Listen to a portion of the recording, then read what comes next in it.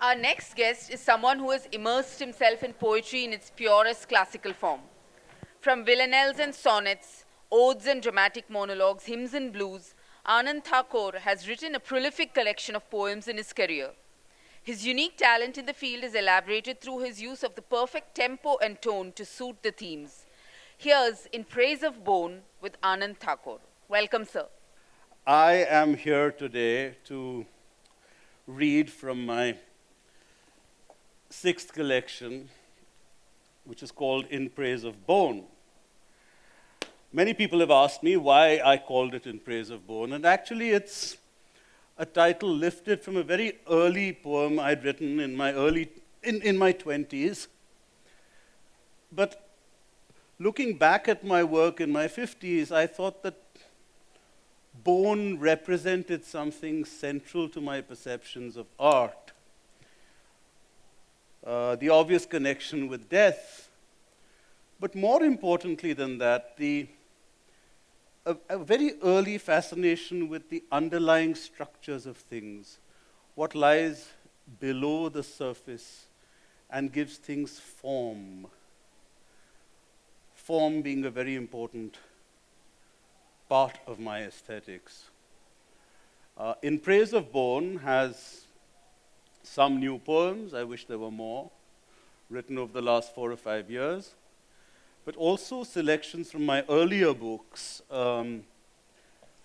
Waking in December, which came out when I was 30, Elephant Bathing, Mughal Sequence, 7 Deaths and 4 Scrolls, and the selected poems. So it was a journey. Putting together the book was about looking back, which is a painful experience for a poet, like as it is for anyone. I use somewhere the image of Prospero in The Tempest asking his daughter, what else seest thou in the dark abysm and backward of time? And sometimes one doesn't see as much in one's own work as one would like to. So I'm going to take you on a backward journey now, starting with some recent work and ending with the title poem, In Praise of Bone. A form I returned to after many years was the sonnet, the 14-line poem. So I will start with 3 sonnets. This one's called That's How It Feels.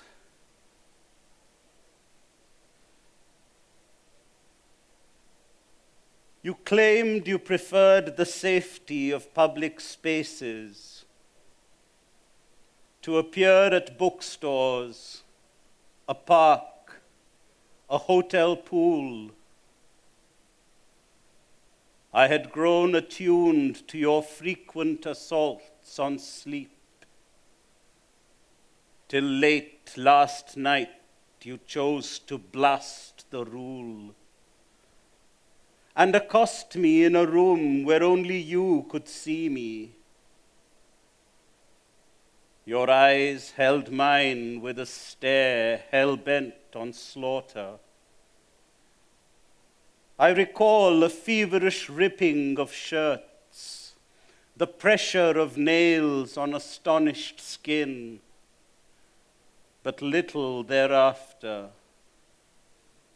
except the sound of the flesh crying out for more. When you bit my lips, I'm certain they bled. You loosened your grip, then rose and reached for the door. A salt lamp quivered in the dark. There, you said.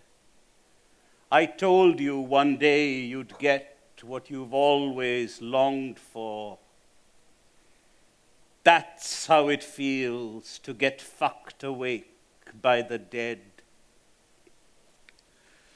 So yes, old men have wet dreams like young people as well, but it seems that these dreams get more and more macabre as we grow older because we are feeling the proximity of death, which, of course, is a major concern in the title, the use of bone as an image. There are some lighter sonnets in this sequence.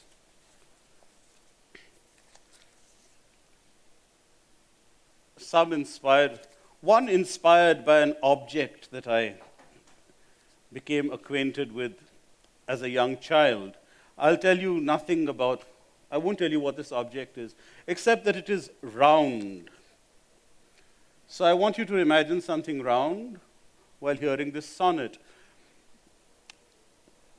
I'm often drawn to the connection between the forms of things and the sonnet, or a verse form, like the sea link in Bombay seemed sonnet-like to me. Afghan church seemed, the architectonics and the architecture seemed to have a connection for me. So, yeah, there's something round about the sonnet form as well. It brings things round in 14 lines. Brazil. When first she brought you home, I must have been 7. She who had flown in triumph halfway around you. Now past 50, I know I have not been forgiven for being so unlike her. The countries I have visited are few. From the shelf where you sit, Brazil stares me in the face. Amidst wide strips of unconquered land and sea. Surely it's no crime to stay rooted to one place.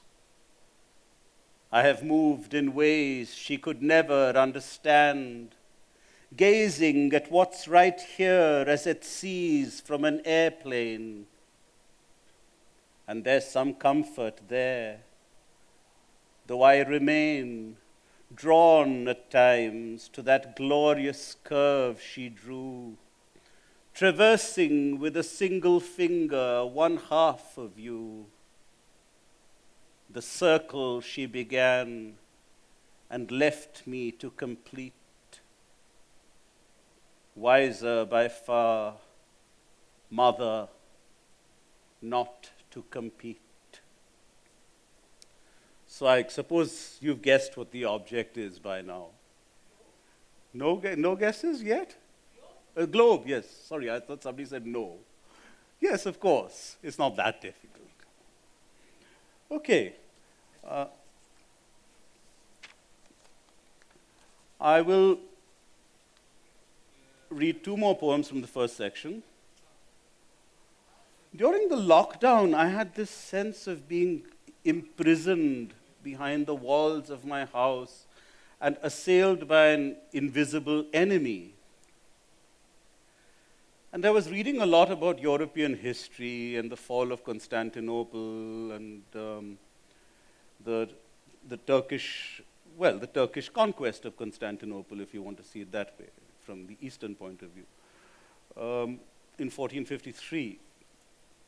And it seems the walls of Constantinople were so high that everyone who was trapped inside the city couldn't really look outside. People inside didn't know how bad the situation outside was, how big Mehmed II's army was. They were being lied to. Supplies were running short, but they were being told it's always going to be all right. Constantinople had been besieged any number of times and they'd survived. These walls were also blessed by the Virgin Mary. They were the walls of the Virgin. So there's a certain metaphor there that this poem explores. It's a dramatic monologue by a high-class hooker in Constantinople in 1453. addressing the Virgin Mary. An angelus is a form of address, a musical address to the Virgin.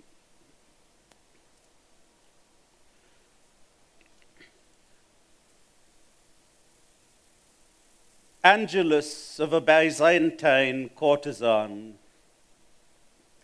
Constantinople, 1453.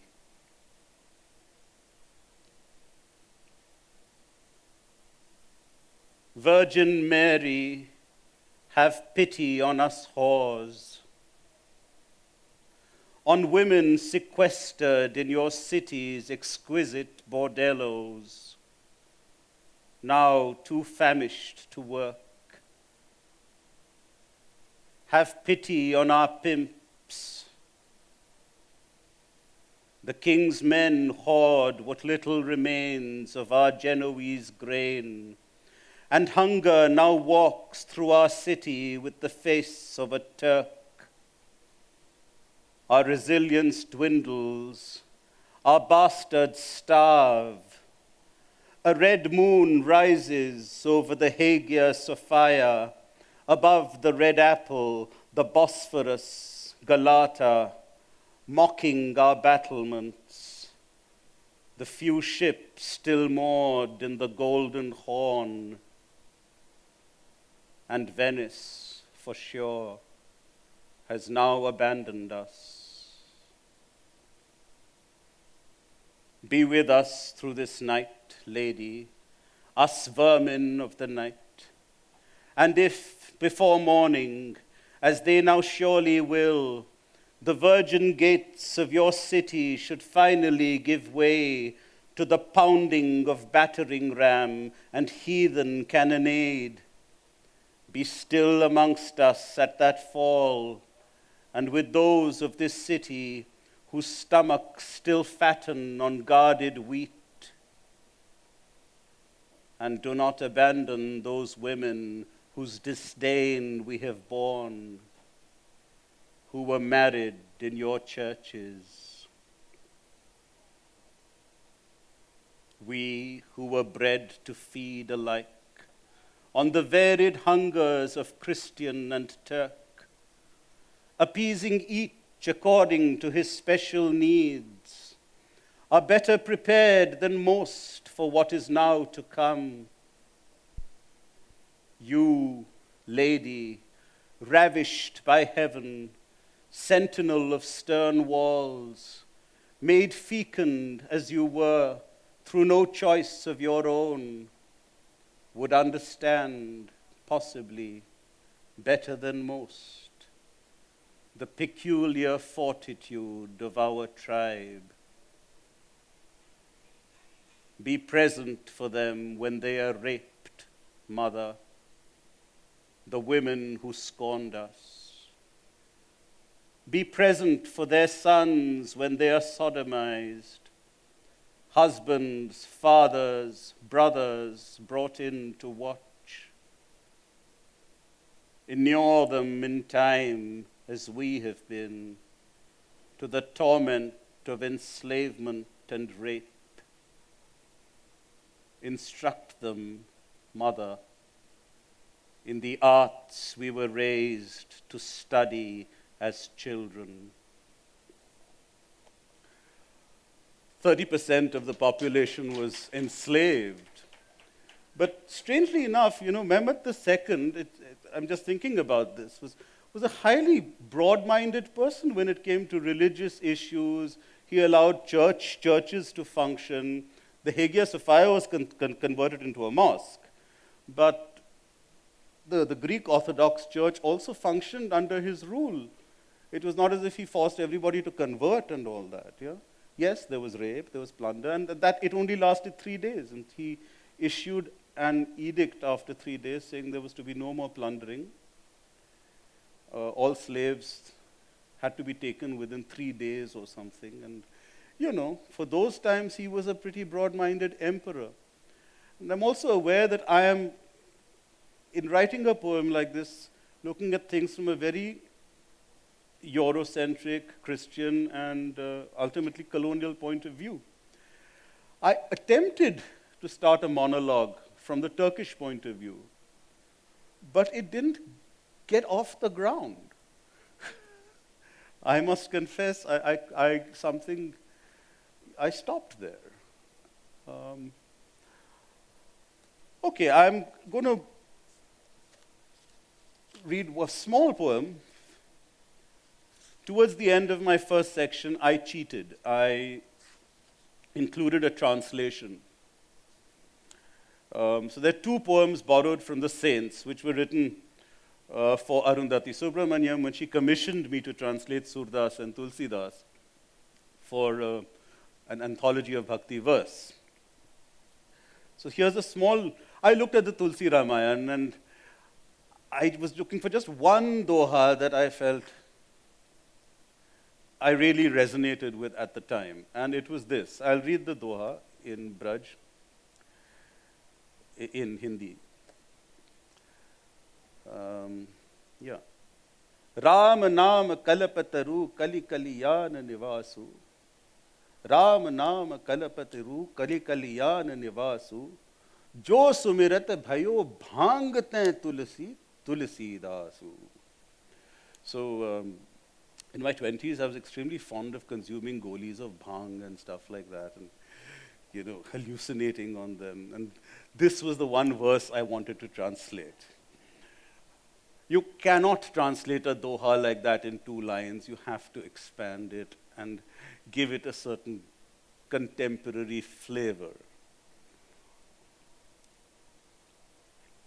I also give it a title, which the original doesn't have. The name of Ram is a universal tree that shelters us in these fallen times. And merely recalling it has taught me to be true to my own.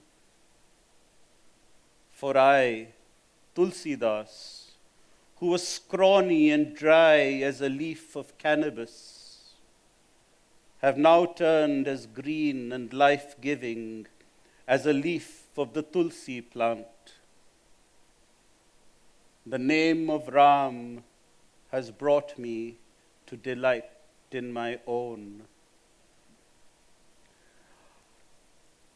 I must say, I was a little uncomfortable reading Tulsidas again and considering the way Ram as an image is used in contemporary India. He becomes one of the less attractive figures in mythology for me personally. But yeah, I shall now move on to, move backwards, not on, to the book I wrote before this and the one before that. Now, these 2 books are both unified by certain themes. Mughal Sequence was a set of monologues spoken by, in the voices of people who would have lived on the Indian subcontinent around in the 16th century. Babur, Humayun, Humayun's daughter Gulbadan, and certain imaginary characters. The Kohinoor becomes a character. So it's unified by theme and place and history, and it's a set of poems. A lot of people have seen it as one long poem. I didn't initially, but I can see why they see it as that. Seven Deaths also has a similar sort of unity. It's 7 poems on death. It's a much broader theme, of course, than Mughal monologues. Death is an endless theme. It's like a rag you can sing forever, like love. But that is how I was working there, and I felt by doing that, I was gradually pushing poetry too much in the direction of the novel or theater or the play, or making the poem fit within a broader construct or a broader structure. So in my later work, I've worked against that principle and adopted more of an each poem for itself. I don't care where this poem fits into. It has to just work on its own as a poem.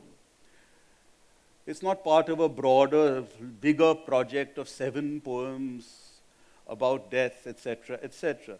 This is becoming increasingly important to me as I approach death and grow older. It's as if everything is now. There's no time for these 5-year plans. But I shall read from my 5-year plan. It's called 7 Deaths and 4 Scrolls. And the scrolls were composed, supposedly composed, by the ghost of a young Buddhist monk who committed suicide. I'll read scroll 4. This character is caught in the interim between death and rebirth, which Tibetan Buddhism talks about.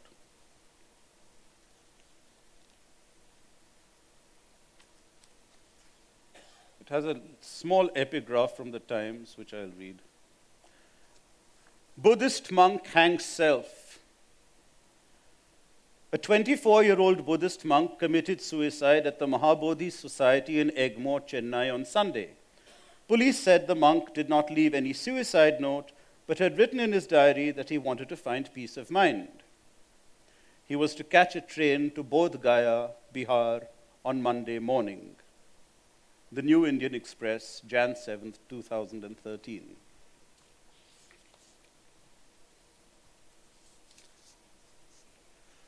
Scroll 4.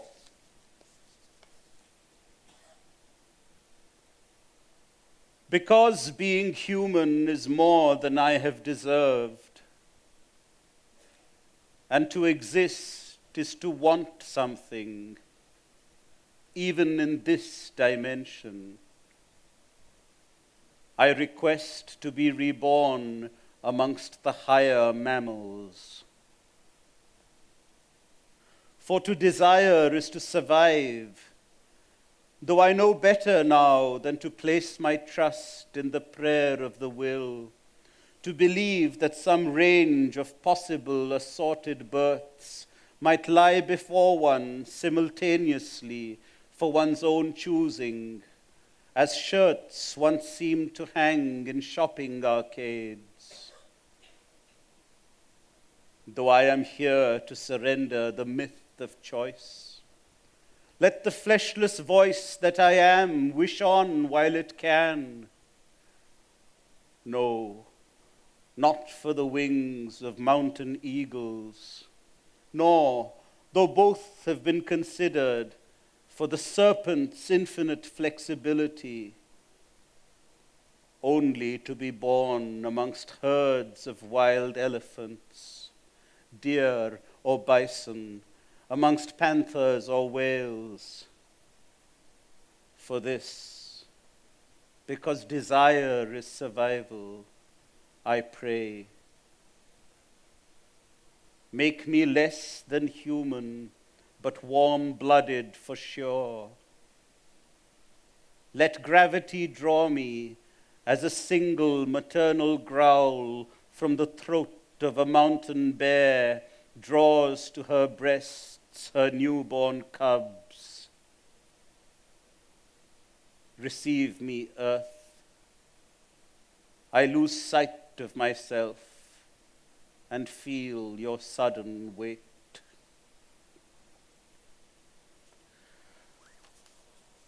If that is a bit too mystical, I must say I am totally mystified by the mystical, and have frequently attempted, particularly in rhyming poems, what I like to call the mock mystical mode, which is about being totally baffled about this whole business of spirituality and mystical truth and that which is beyond. So I'm going to read a villanelle from Elephant Bathing. A villanelle is a poem that has repeating chorus lines, based on a Zen koan, which I will read first. It's called Duet on the Death of a Cat. Now the koan is like this, and it was read to me, or told to me by this second-degree Kung Fu black belt, as a way of dealing with depression or something. 2 monks were fighting over a cat. The master appeared, drew his long sword, and sliced the cat into two halves. Here, he said, is your cat, and here is yours. The words of the koan must not be interpreted, only received. Duet on the death of a cat. We've left here before, but this time we're through. The master's a hustler, a monster, a fake. And he sliced our pretty little cat in two. Surrender's our motto, but this simply won't do. Have we nothing but a pair of selves at stake? We've been here before, but this time we're through. Who rends this mesh, ends this myth of me and you? The long tail reaches back for the mouth of its snake, and the master has sliced our cat in two. No sign to decipher, no vision, no clue. If death is not real, whom does death unmake? We've been through this before, but this time we're through. Someone could tell us what this means, but who? Who puts us to sleep? What shakes us awake? The master has sliced our cat in two. Time for this ship to abandon its crew.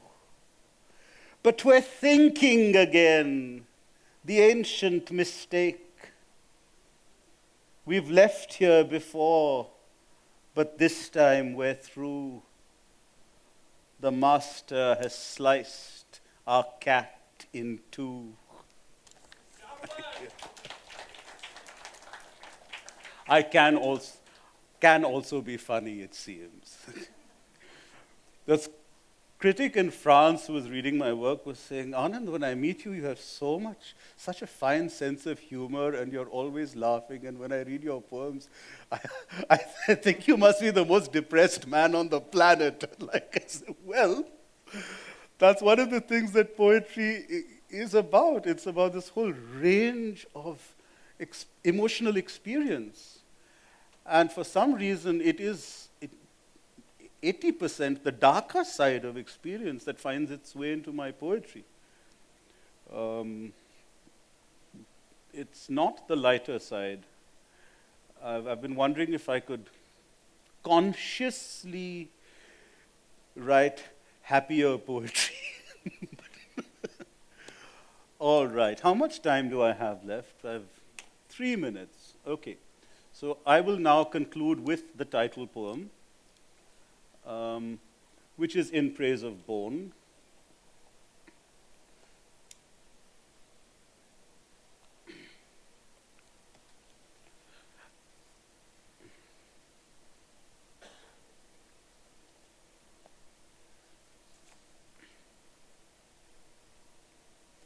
And since I said something about the sonnet being a round form and roundness being important, I'm going to bring this whole presentation round to what I had said at the beginning about bone and its significance to me as that which gives underlying structure to the human body and as a symbol of underlying structure as well as what survives after death.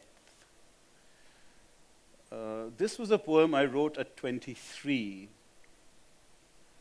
when I was far less clear what my aesthetics were about than I am today, although today it's also a confusing business.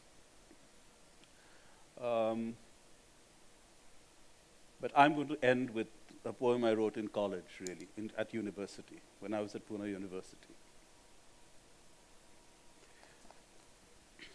In praise of bone, somewhere at the back of the brain is a place I will never go to again. An old stone guardhouse long deserted, and over the slow green spaces of a lily pond skirted by rock, quick breeze and a low murmur of reeds. The rocks are large and flat. I look up from the weeds wedged between their edges. His eyes are too full of love. Was that a monsoon gathering above? Or the liquescent dead come to be with us again? High noon is about us when it begins to rain, and we grow as tangled as a banyan tree. Marrow will outlive its bone. We are plant, animal, stone, and everything we believe ourselves to be. When the rain stops, he only feels my skin, to know my bones are still the same shape, the same hard forms we will never escape. We know in the end only they can win. Somewhere at the back of my brain, a place I may not visit, the onset of rain. Thank you. Maybe 5 minutes for questions of any sort from anyone.